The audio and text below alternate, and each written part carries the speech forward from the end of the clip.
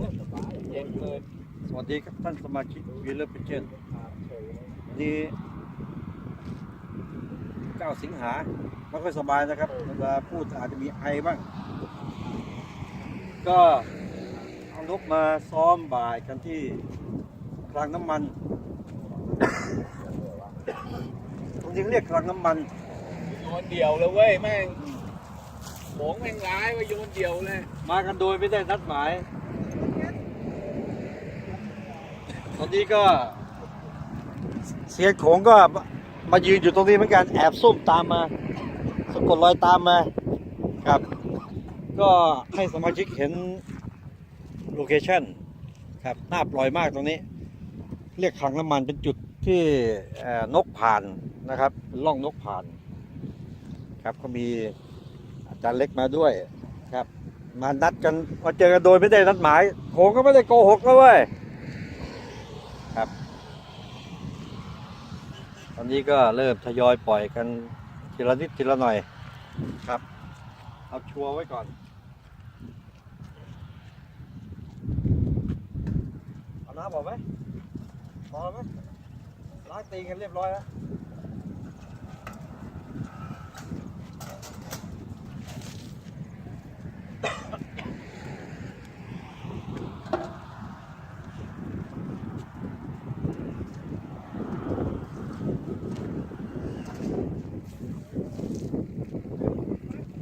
แม่งยังวนอยู่เลยไอ้ที่บอกยังวนไอ้หามึงกินอะไรมึงเขายังวนอยู่เลย ทำไมไม่ปอดเดียวอ่ะ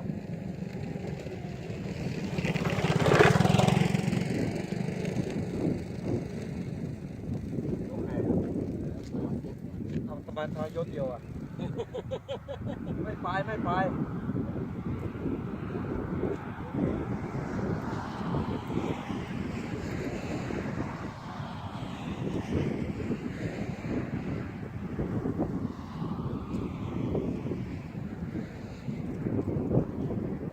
ตอนที่เวลาเท่าไหร่ละจะปล่อยจะย้อนปล่อยไหมอย่าปล่อยผมใหญ่เสี่ยงจะปล่อยไหมจะเริ่มไหมจะเริ่มยังโยนฮะเอาถามตรงๆใช่ไหมแล้วก็จะย้อน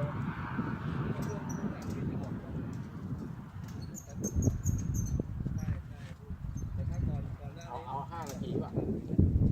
เอา5 นาทีป่ะ ก่อนแล้วแต่ เอา5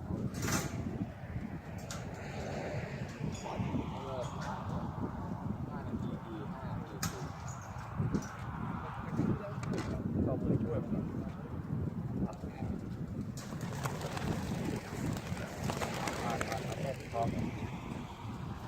ครับตอนนี้เราทยอยปล่อยครับเราจะไม่ปล่อยเยอะเซฟการ์ดด้วยก่อนตอนนี้ยังไงให้กลับบ้านอยู่ในสภาพปกติ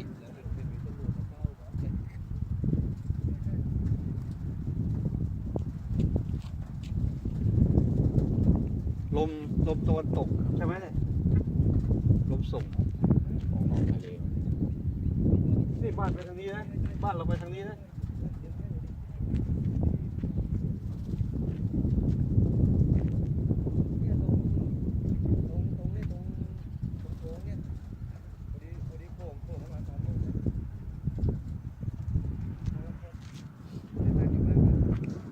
พวกโขงก็แหละ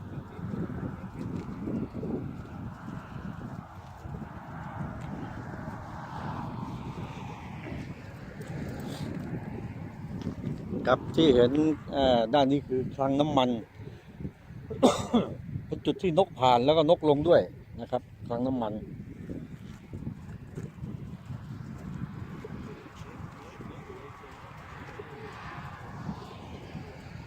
ตรงนี้ประมาณ79 โลมั้งเดี๋ยวเครื่อง GPS มันจับได้ตรงนี้